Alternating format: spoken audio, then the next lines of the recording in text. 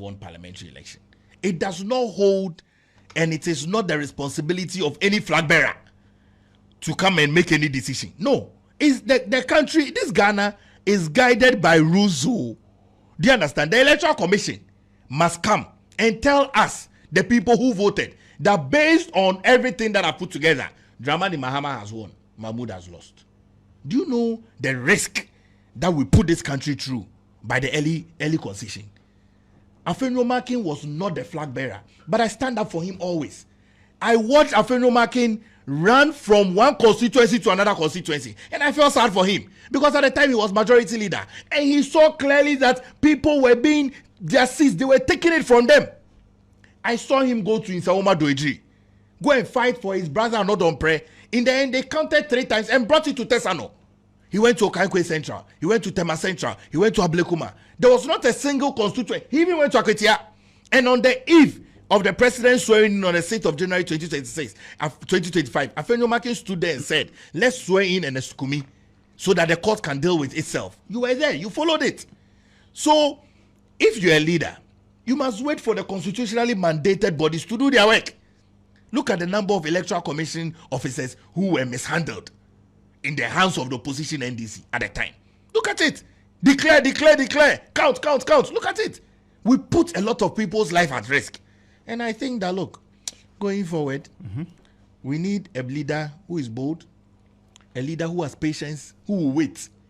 We have to wait for the Electoral Commission to come and tell us that the 2028 general election, based on all the results that have come from all 276 constituencies, I declare, and that's the Electoral Commissioner, whoever it is at that time, Kennedy Japan, as president-elect of the Republic of Ghana. That is the right thing that must be done. Of course, elections have been done in this country from 1992, 1996, 2000, 2004, 2008, 2012, 2016, 2020, 2024. Elections have been done. We don't have these things happening. So look, even the decision that was made on the 8th of December 2024, we are still paying it. And one by the we are still paying it. To the panda, look, they've gone to court. We don't know how many more the people will take to court. Is this Dr. Palgrav talking about the EC this way? Is this Dr. Palgrav? In terms of what? Because when you were in power, Jean Mensa was always right. I never said that. Check my records. Jean Mensa. I never said that. I did never said everything that. beautifully. I never said that. So I'm shocked that on the flip side you are saying, oh, things about the EC. I never said that. I have. And no, but as a party, and of course you are part of the party. No, you said Palgrav. So I mean, you see why you say things. You said no. My point is Palgrav. So let's. Of course, Palgrav is part of the NPP. Yeah, but you see, you said EC. So I'm just trying to say, there are evidences of how I spoke about the EC in 2024 and 2023. There are evidence here. If you mention Palgrav, the evidence here. Look, you can't run away from it. The evidence, all of it is here. When we saw that some regions like Eastern region, they had to do reprinting and everything. I spoke about the EC. I just say it's all here. You can just check it. Even you have your phone, you can just check it. Everything is here. So it's not. I mean, I'm a very truthful guy. Okay, everybody knows that I'm a very truthful guy. I say the truth and I speak the truth, and I'm very objective. So I'm looking at we can't run away from the mandate. Look, when you have a mandate, you have a mandate. You insist on Are you with all the people who want Jean Mensa changed? Are you in support? I don't believe. I'm a governance person. I don't believe in victimization and what word would I use? I don't believe in the constant changes in our state institutions. We have overly politicized and colored it, and so I don't hold to it. I don't subscribe to that. Okay. I don't think that with the level of exposure that I've had, you need institutional memory. You need people to stay on for a very long time. There should be continuity. I believe there should be continuity. I mean, we've had that Afarijan. We can proudly say that Afarijan is the longest serving Electoral Commission of Ghana. We can proudly say that. Okay, and we need things like we need many more Afarijans. We cannot have every single government will come and you want to change Chief Justice. You want to change all the military generals. You want to change an IGP. You want to change. I mean, what kind of country are we building? I mean, we're almost laughable. That's being honest with you. And this is unfiltered. This is the truth. No government should be doing that, because the more we do that, we are breaking the country. It's like we're always walking 7 steps backwards and laughing at the top. Why do we do that? Why you tell me why we should do that? Why should John Dramani Mahama renew the mandate of Yohonu for an extra 2 years? Are there not many more people in the Ghana Police Service who can become IGP? I mean, what are we doing to ourselves as a country? You understand what I'm saying? The Deputy Director General for NIB was 60 in October. He was not renewed. So what are we doing as a country? So sometimes, I don't believe in those things. Anybody who knows me will tell you, I'm very frank. I don't believe in those things. If somebody has finished serving their term, let them go home. Let them become a consultant. Let them come and advise. Of course, you understand. We retired IGP Dampari even before 60 years old. What I mean, so all the experiences that he has had, what are we using it for? Yeah, that's what I'm saying. We need to build a country, and we must build a country beyond politics. Look, if we continue to do politics the way we do politics, very soon Ghana is bigger than politics. That's the truth. Ghana is bigger than politics. There are a sizable number of people who are listening to us. They're not interested in politics. Of course, we have decided that we'll be governed by politicians and we'll run a political system through our democracy. That's what we have decided as a people. And so, but Ghana is bigger than politics. So all these, today you are removing Chief Justice. You are removing, look, it's not helping us all. So this is giving me an indication that when Ken becomes the president of Ghana, you're going to maintain all the people, Mahama is putting in the various portfolios, right? Is that the case? But I will not be the president at the time. I'm not Kennedy. And you'll be with him. I will not and I'm be sure president. you're going to also advise him. No, of course, but I will not be the president. But would you feel comfortable when he does that, the changes and all of that? Would you be comfortable? But that is what has been going on. No, but that is what but can't you see? So it should happen. It should continue. But you see, of course, somebody should stop Mahama from doing that. No, but Nana Akufo-Addo also did the same. You see, that is what I'm saying. You see. Let's be careful. No, why would you blame him when especially the previous administration also did the same? No, you see, that's what I'm trying to say. We have decided that we'll be governed by politics and we'll be governed by a 4-year developmental plan based on politicians' ideas. That's what we have decided as a people. Okay, so we are the beck and call of it. When John Mahama wakes up tomorrow and he says he wants to do this, he will do it. Yeah, if it aligns with the constitution, he will do it. He will do it like he has done. Okay, petition upon petition. I said that if you look at the image of Ghana, you must be guided by some of the decisions that you make. Okay, and that's really what is important. If you are not guided by some of the decisions that you make, when you look at the image of Ghana, you are setting a precedent. Today you are saying that it was done in previous governments because it's a precedent. And so, of course, you can clearly say that in a foreseeable future government, it will be done. Because that's the model that we have decided that will run. But would that help us? The question we must ask is, would that help us? Okay, yesterday I listened to an interview by a planner who planned some part of Ghana, including where National Theatre is. He was interviewed by Kafude, a very brilliant woman, Mrs. Anipa. Yeah. Okay. Yeah. And she said that East Legon at the time, they were using it for sun winning. And that today when she goes, she lives in East Legon. When she drives around East Legon, she gets sad. It was supposed to be a residential area. When she drives around Spinters Road, which is an industrial area, it's supposed to. But look, we like. How do you see the number of floods happens when it rains? Like, we have distorted the planning of this country. We have distorted it every single time. And I'm a proponent and a believer in the national development agenda of this country. Okay? Of course, I'm a believer in it. I'm a believer in progress. I'm a politician, but I'm a believer in continuity and progress. A national agenda that will feed into the various manifestos. Of course, I'm a believer in that. Okay? During the previous government, I worked very closely, may he so rest in peace, Dr. Kojo Mensah Brampa, who was the Director General for NDPC at the time. And I spent my lunch with him for 8 years when he was there. Okay? And there was not a single time that I didn't read through documents. They have brilliant people at the National Development Planning Commission. They are technocrats. It's an office under the office of the president. They are the policy advisors of the president in terms of development. They have every single plan of this country, where what must be where. And look at the number of floods that we have when it rains. And so for me, I believe in continuity, which is why government must be continued. And I can ask you, if government must be a continuum, shouldn't justice also be a continuum? Why did the Attorney General You're talking about the entirety of Ghana, so obviously it affects every aspect of the country. Why did the Attorney General come, sworn in by the President, vetted by Parliament, And discontinued a lot of landmark cases in this country. And nobody spoke. And we are happy that he discontinued it. I doff my hat to Chacho Chikata. The Attorney General himself said that he spoke to Chacho Chikata to discontinue his case. Chacho Chikata told him that he will continue his case. And I've read in recent times that he won his case. That's what we want. Do you understand? Of course, you discontinued all these landmark cases, and you think that you have the moral right to go on other tangents of other people. I mean, we need to build a country of good morals.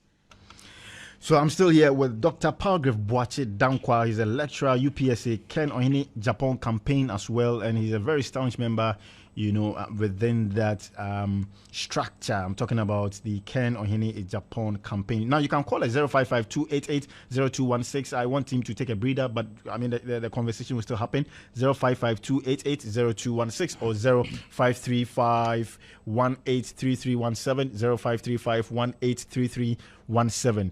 Once your calls come through, I will pick them. I know it's a bit hot, but once I get to see it, I will pick them. So 055-288-0216, 055-288-0216, or 0535-183317, 0535-183317. I know you are really hot, but let me bring you home a bit. So I want you to be part of the conversation we are having. I mean, regarding the religion-based conversation, and then the WASI examination result. I mean, the WASI result that everybody is talking about, where more than or very close to the half of the students that sat for the examination really failed abysmally. And it's become another political conversation where Dr. Chum is also saying that, well, GS didn't provide a lot of support for these students, and GS also came to reply in that order, and it's become political as usual in the country. What's your thought on this? I feel very sorry for the Minister for Education. I mean, I don't know why John Dramani Mahama is still keeping him there. The Minister of Education? Yeah, I don't know why he's keeping him there. Look at this abysmal performance. He's been in office for almost 12 months. Oh, you're talking about Honorable Haruna. But what is that? You see, this Minister of Education. But how do we rate a man's work? No, you tell me. I don't know. Unless I don't know. I mean, I'm in education. I don't know. How would my vice chancellor or my HOD or my dean, how would they rate my work as a lecturer? Haven't you seen him all over the place, making sure he's attending to students, directors, and making sure he's doing great inspection of works and all that? Haven't you seen him all over the place? Trying to reset the education system and all that. Let's be careful. We want that your process would become your product. If your processes is not yielding the product, I think that you're wasting everybody's time. And maybe I'm being too revolutionary. But I mean, look, it's sad for students to fail in this manner. We've wasted all their time. That's people's future. Are we considering that? What were the KPIs that made them perform better in years past? Maybe we should not do politics with this. Forget about politics. But what were the KPIs? What environment did the previous government create to enable that these students study and strive and succeed and pass? Have you also heard that because you instituted, or better still started, the free SHS policy to an extent, people also were thinking that you have to even massage some of the results and all that just to favor you? Have you heard of that? Anybody who says that devalues the purpose of WAEC. I don't think that anybody in WAEC is a very good institution. In fact, our results in Ghana are held in high esteem on the sub-region of West Africa, and I know that for a fact. So anybody who says that a previous government massage what are you talking about? A government to massage people's future? It will not work. I try to say that those people who had 8 A's and are in Ivy League schools and are performing better now, their results were massaged. Hey, Ghana for Abba. Come on, Abba. I know people who had 8 A's. There's a young boy who had 8 A's be in some village, free senior high school. I think he's in one of the schools in London. I tried to say that his results were massaged. You are saying that you needed to justify the free SHS policy. Let's grow. Because students will come home for like 3 months, go to school for just 1 month. You are not learning anything. So you needed to do something to justify that policy. Look, it is not true. I'm telling you, it is not true. Right? Let's be careful. It is not true. That's the question is crying everything. Eh? It's not true. Eh? Look at it very well. Oh. Nana Addo Dankwa Akufo-Addo came on the backbench of wanting to bridge the gap of illiteracy and literate. And he brought an innovative program which has become a civic responsibility for the Ghanaian people, which is free senior high school. His first minister to implement the free senior high school was Dr. Matthew Poku-Prempeh. His second minister was Dr. Educhum. These two ministers performed well. Okay? Now, we brought STEM, science, technology, engineering, and mathematics at the basic level, and even built a STEM facility as a model school. Across the country, there are a few that were dotted around. You cannot say it would be an intellectual dishonesty for anyone to say that a government manipulated results or worked with a constitutionally mandated regulatory agency like WAEC. But the examiners, the markers, how many of them can you bribe? That they are sitting in their homes there and they are marking, and you are saying that this school, Bright Senior High School, or a school in anywhere, Big Boss in Boga, all these schools, that you are bribing them. But it's not possible. Something is not going well under the leadership of John Dramani Mahama. This failure will be put on his head, on his policies, and on the minister. The minister is aware that every year students write exams. You must prepare them. I'm a father. My children are writing exams. One finished last week. One has begun this week. I asked him today, how was your exam? Maths. He said that it was good. Do you think that he slept last night? Of course not. Do you understand? So how did we prepare these students? Students must be prepared for exams. My students at UPSA wrote my paper on Sunday, corporate governance. I prepared them. And that's what you must do. If a government has failed to prepare students, I mean, where do we put it? So the government failed to prepare the student. Look, I don't know the educational policy of the government. I don't know. They say that they are paying school fees for level 100s. Okay, we hear. I mean, I don't know. That's what I'm trying to tell you. It's very worrying. These are people's future. What are they going to do? They're going to race it. BC, we don't race it all. BC. Where are you going to start from? Because there's a backlog that is coming. You understand? There's a backlog that is coming. I mean, come on. It's embarrassing. So in fact, I saw some calls coming because of the conversation. I couldn't pick them, but you can still call 055-288-0216, 055-288-0216, or 0535-183317, 0535-183317. So Dr. Palgrav is saying that, look, the minister should go. This one, be any long talk. He should just go. And that he doesn't even know the educational policy of the NDC. There's really none. So for all the works Honorable Haruna has been, doing, moving across, visiting different schools, conducting great inspections and all that, he says no. There's no future and there's no plan for the NDC. So 055-288-0216, 055-288-0216, or 0535-183-317, 0535-183-317. So ZFM, I'm told you are really listening to the show. I'm grateful that you are doing the listening. And of course, you can also join us live on Facebook on Star 103.5 FM, Star 103.5 FM. Just send in your thoughts. I see some messages already at the right time. I'll read them. But we are still here with Dr.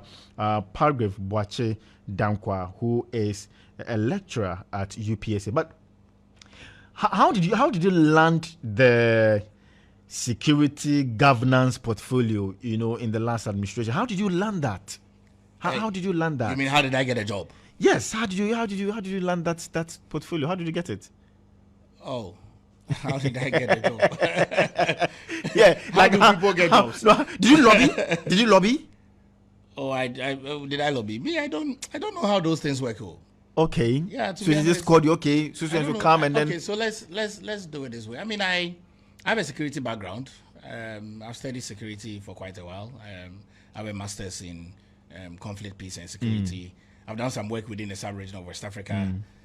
Proud to coming into public service. I'd done about 150 countries around the world. Worked as a Christian missionary. How did I land the job? I mean, I was called to come and do it, and I think I acquainted myself well. I worked with my boss. Kojo Ponkroma was my boss, and Fatima Abubakar. These were my two bosses that I reported to. And yeah, there were a lot of spokespersons because cabinet had made a decision to divide the country into about maybe 4. So I was a spokesperson on governance and security.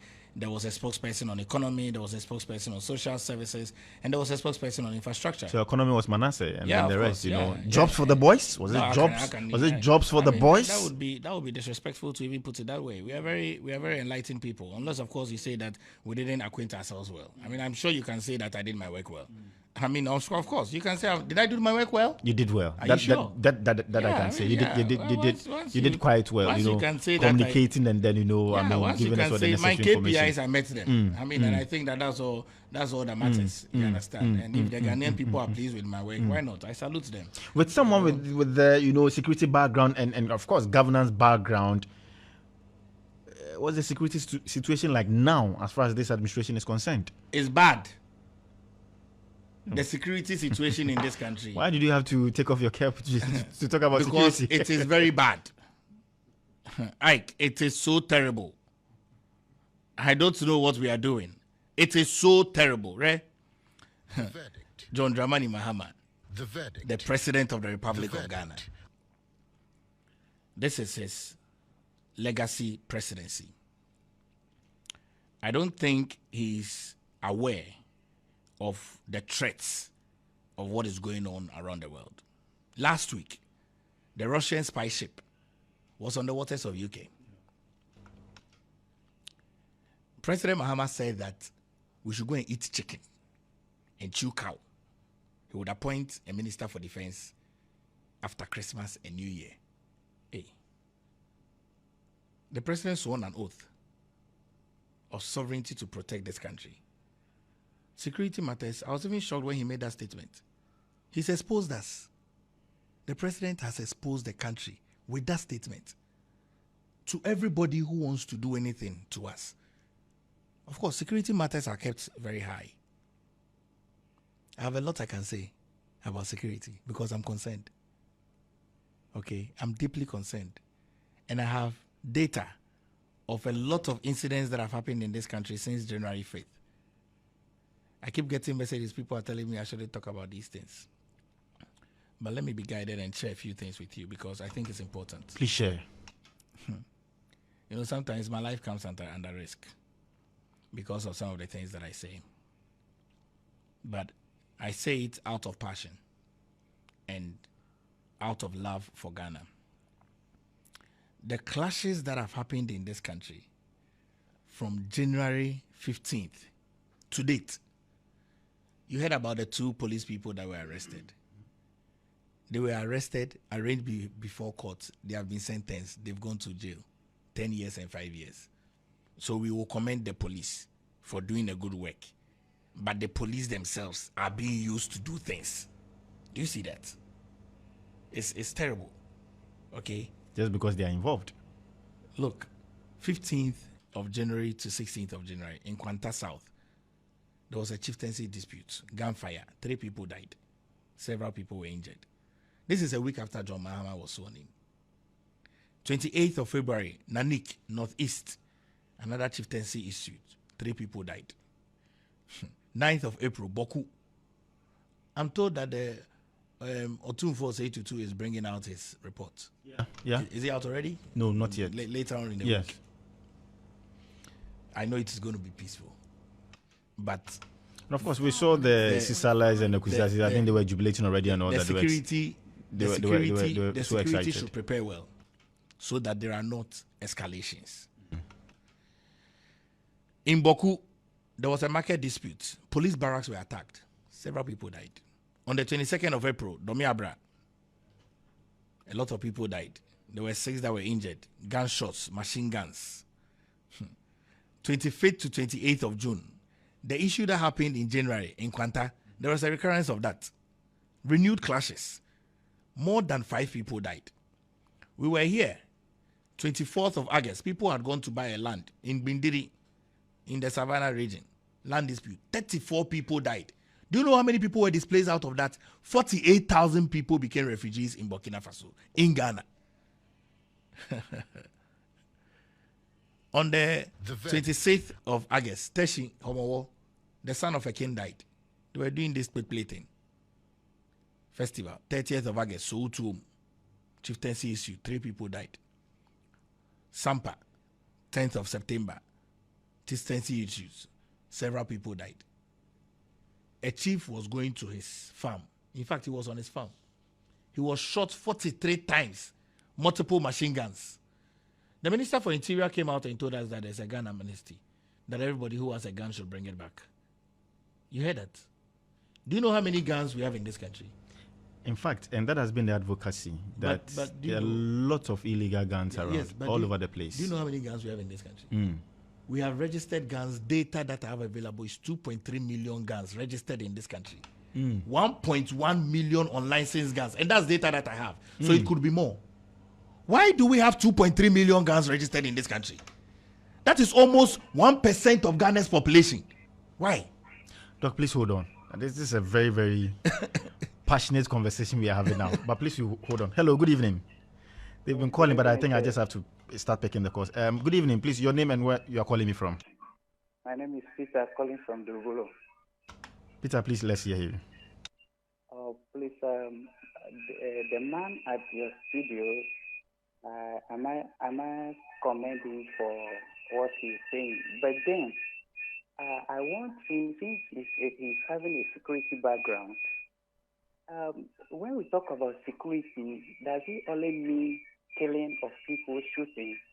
But I would like to know if he was part of the Akufo-Addo-led administration. If he did he remember the election violence during the 2016 and 2020 when people were shot during election and nothing was said about that?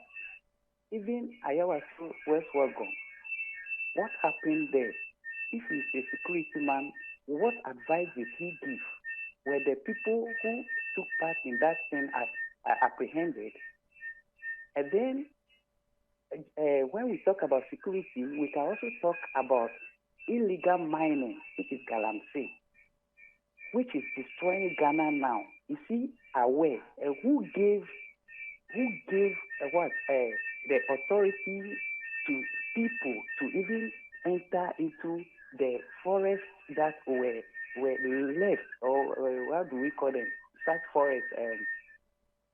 Okay, let's talk about forest reserves.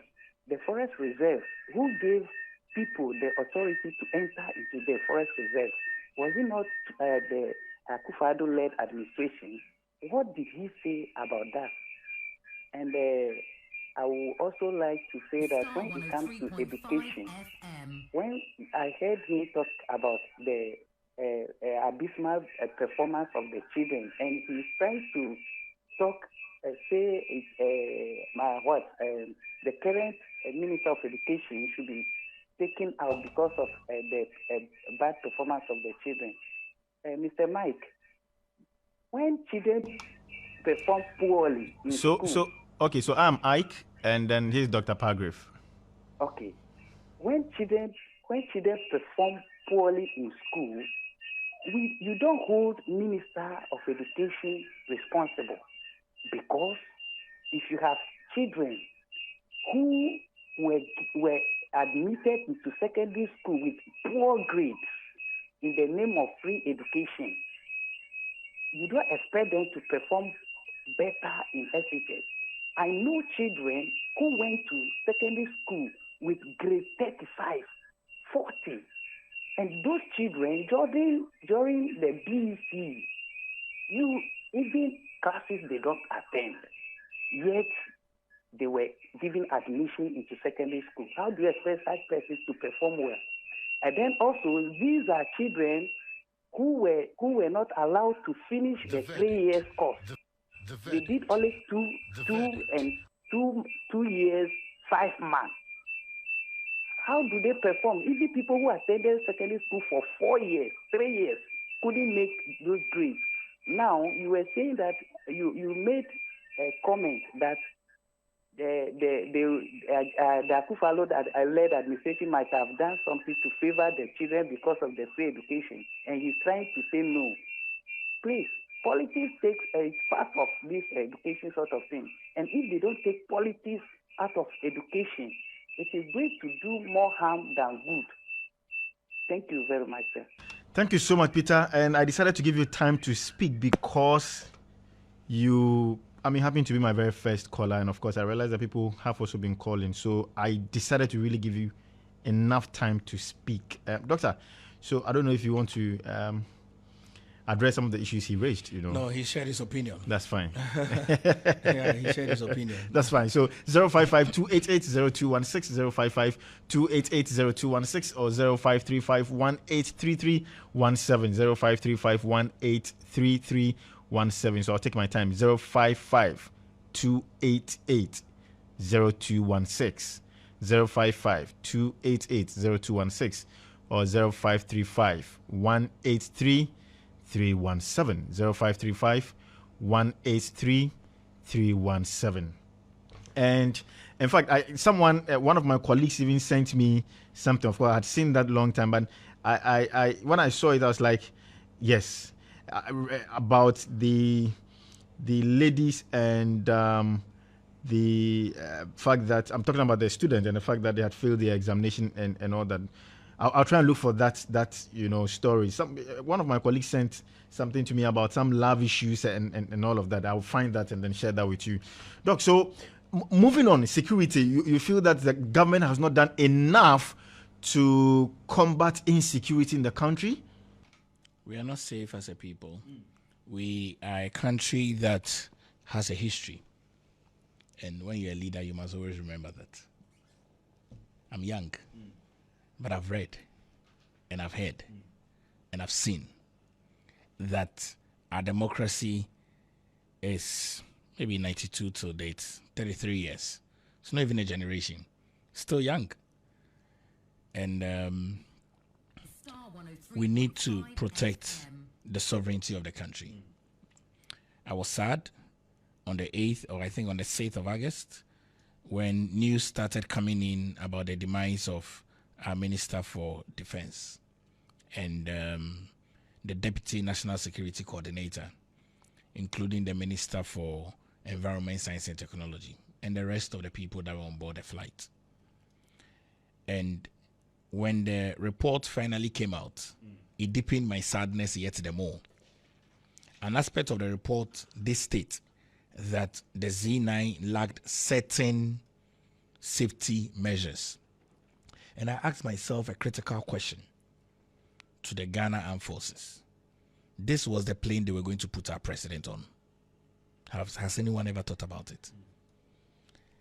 And where in this world would we have a security protocol of having a Minister for Defense on a flight together with a Deputy National Security Coordinator? We are not serious about our security in this country. Even as an individual, I don't travel with my family together. It's a policy. Yeah, I don't do that. I don't travel with my family together. We divide ourselves. But at least you do intra-traveling. Let's say you're going to church, you sit in church, one car. I'm talking about intra, you know, and all of that. But even that, I scatter it. Eish. Of course, there are times I go for first service, they should go for second service. Eish. No, you see, you see, Ike, you must live life strategically, and you must be. I don't know what to say, but you can't live to chance anything. And you had this agreement with your wife? Oh no, I didn't need to have the agreement with my wife. Okay. What happened is that she saw it.